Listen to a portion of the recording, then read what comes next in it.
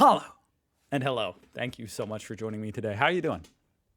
Let's go over the top posts this week on r/Germany, shall we? And right off the bat, I can already see the first post. Why is there a speed limit sign for tanks in Germany? That's a good question. First of all, is that a speed limit sign? That doesn't look like a normal German speed limit sign. Apart from it being round, I can't really see.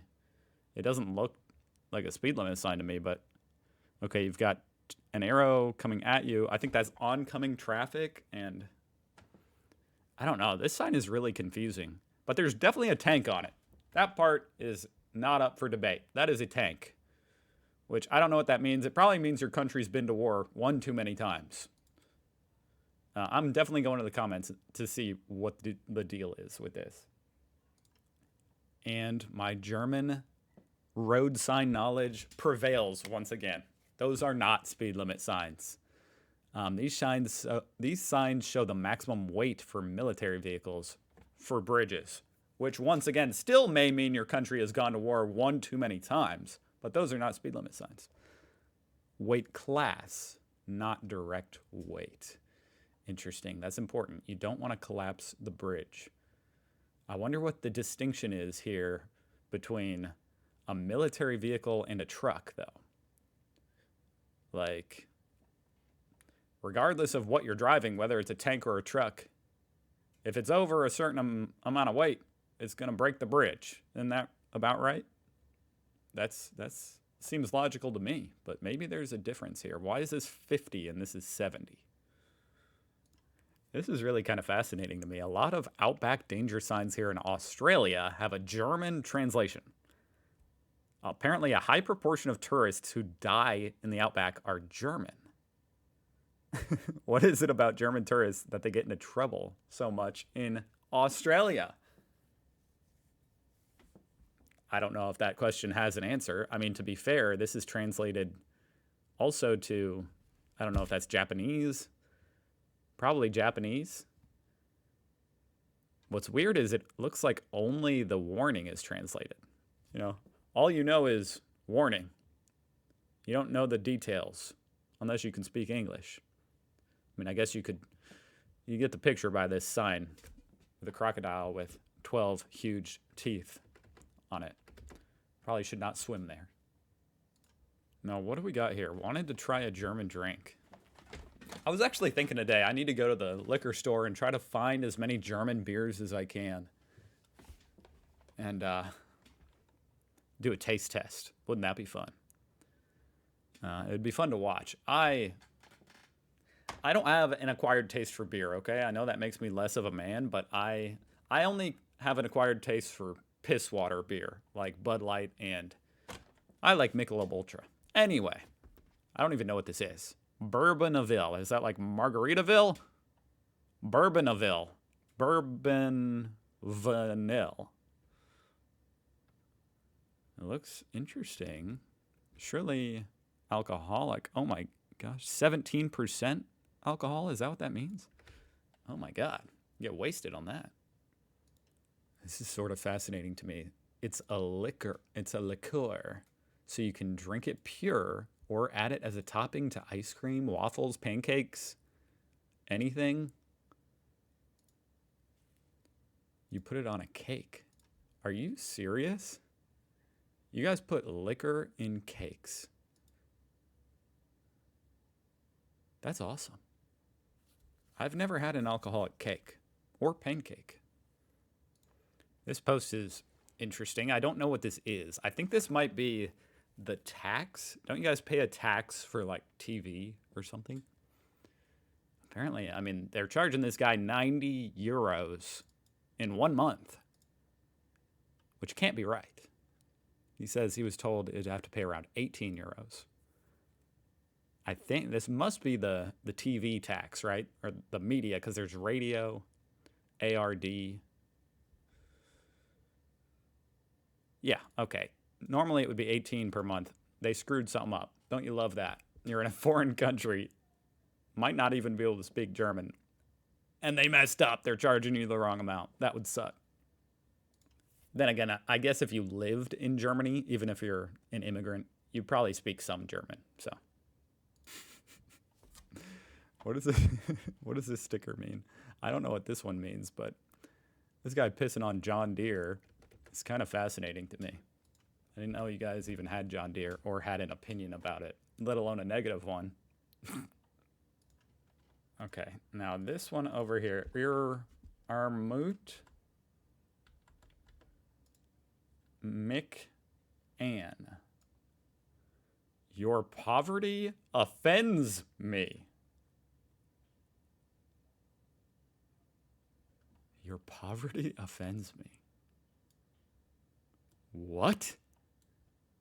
That's what that means? Is that a correct translation? Your poverty disgusts me. More literally, your poverty makes me vomit. Guys, what does that mean? It's a relatively common slogan, often used ironically or to describe people who have this attitude. Okay. So he's being ironic. I was going to say, if this is an actual sticker, that's crazy. Like, you guys are even more savage than I knew if that's an actual sticker. Like, people are just like, your poorness is disgusting. It makes me want to vomit. Get away from me, you poor freak. But I guess they're saying it kind of like how, what was it? I think it was Hillary Clinton got exposed for calling Donald Trump supporters deplorable. And now they like say that. They say like they're the deplorables. It's kind of like that. Did a German politician or something actually say this? Like what? What's the deal? Well, this is just a fascinating post right here. My landlord told me I should go back to whatever land I came from. Damn. That's crazy. That's crazy. After a small disagreement, he said that, and I guess he called back later to justify his anger but didn't apologize. What I found interesting is this guy is asking, now, is it possible to file a complaint? Is this a case of xenophobic insult? This is kind of fascinating to me just because it's like kind of a foreign concept to me as an American. Unless he's saying file a complaint with the... I mean, this guy's the landlord, so I don't think he has a boss. Like, file a complaint with the company, I would understand. But like I said, as an American, filing a complaint, xenophobic insult, like to the government, is a foreign idea to me. Anti-immigration hatred. He's from Brazil. Are there such laws that protect immigrants from this kind of insult? I mean, thinking about it a little deeper, maybe if this dispute was escalated and he ended up evicting you, I'm thinking from an American standpoint, in America, you could probably sue him for evicting you on the basis of it. You know, you could claim it was for a racist reason. That would be illegal, for sure, to evict someone on the basis of their race. But to complain, to just say, hey, I'm insulted, that's a different thing.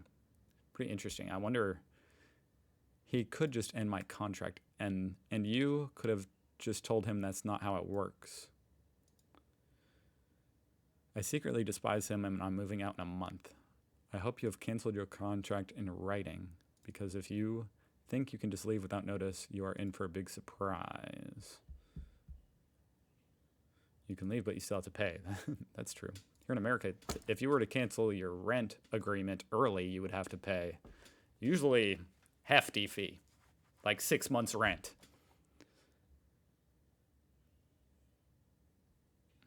That is an interesting situation. Although maybe there would be a law protecting you to leave on the basis of racism. That's just an interesting situation. The actors in German movies and TV shows tend to look like normal people compared to their American counterparts. I mean, of course, in Hollywood, there, as far as attractiveness, it skews toward more attractive people. There's definitely unattractive people in movies and stuff too, but I would agree it skews more toward that. But they're saying in Germany it doesn't. Most actors in German movies, TV shows, how to sell drugs online just look like a group of people you could find in your everyday life, whereas the American counterpart's usually a bunch of super attractive models. I mean, I'm thinking of, I don't know, something like Breaking Bad, and I'd say those actors look pretty normal. I mean, I would have thought this kind of applies anywhere where, if you were talking about like media, TV, and movies, it skews more attractive, but I don't know. I haven't watched any German movies, so I don't know. You guys let me know if there's, well, I guess I'll read. I've noticed this too. Honestly, I prefer the real version. I would too. Anything that feels more sincere. I mean, it makes it more, hold on. Immersive. That's the word I'm looking for when you're watching a movie and it feels more real, just in general. It's more immersive. America has this weird, fake, perfect society thing. Everything has to be perfect. Perfect is portrayed as normal, and the most perfect and the most imperfect thing you can find is a character who is still above average attractive but wears extra ugly glasses and is called fat. I have seen stuff like that. That, in particular, I have noticed. Like, it'll be a movie about some teenage girl, and, you know, maybe the movie has a good message about, you know, this girl is a loser and a nerd and nobody likes her and she's ugly. But you look at the actress and she's like obviously not ugly or fat, and they're just telling you she is, and they slap some ugly glasses on her.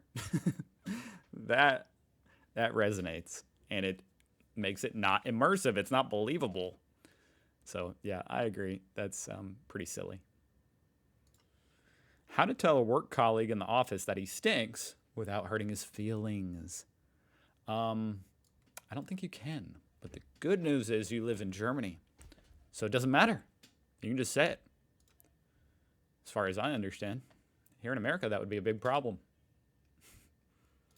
3 months ago, I got a work colleague who sits with me in the office. He comes in the same clothes every day for 2 months? Okay. If he's wearing the same clothes for multiple days, then he's just being negligent at best as far as his aroma. So, I don't think it would be wrong to call him out on it. Although it might be awkward, which does suck, like in a workplace setting, you know what I mean? You don't want to have beef with your coworkers. I can't close the door off to my office or turn on the heating because the stench spreads even more. Talk to your boss or HR about it and make them talk to him. It's not a bad idea. This is a conversation that you need to have with him. Oh, that's not a conversation. Yeah, that makes sense. Go tell the boss he stinks. Tell him he probably doesn't know. Now, that's a very German response right there. All right, guys, I'm struggling to even decipher what is going on here. I locked myself outside from outside. He's outside. I have a key with me. When I close the door from outside, another key is on the door on the inside, which is just weird. You're telling me you have a keyhole on the inside of the door? The door has no handle, so I cannot open the door from the outside. How can I fix this? What do you mean the door has no handle? What is going on with the German doors, guys? I'm bewildered. I'm at a loss.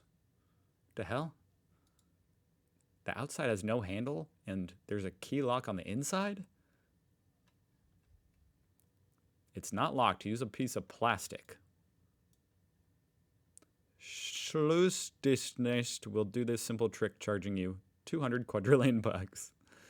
That must be a locksmith. For the next time, get a new cylinder that calls something. With that function, you can turn your key from the other side with the key in the cylinder. What the heck? We don't have doors that lock from the inside like this, like with a key. It would just be a deadbolt thing you can twist, you know? Anybody on the inside can twist it. I'm confused.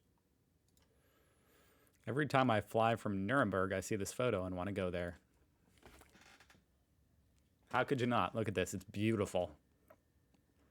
Looks like paradise to me. I agree.